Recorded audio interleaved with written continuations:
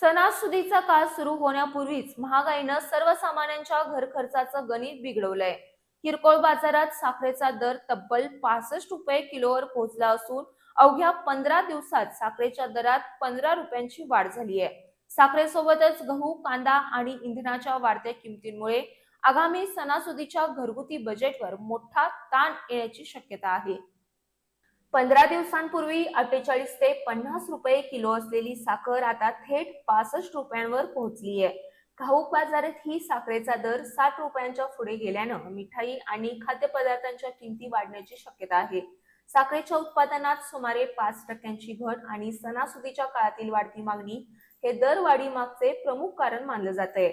दरम्यान साखरेची साठेबाजी रोखण्यासाठी केंद्र सरकारनं 1 सप्टेंबर ते 30 नोव्हेंबर 2026 या कालावधीत नवीन स्टॉक लिमिट नियम लागू केलाय. यासोबतच इंधनाच्या वाढत्या किमती, गव्हाच्या दरात झालेली सुमारे 4% वाढ आणि कांद्याचा 37 रुपये 20 पैसे किलो पर्यंत पोहोचलेला दर यामुळे सर्वसामान्यांच्या अडचणी वाढल्या आहेत.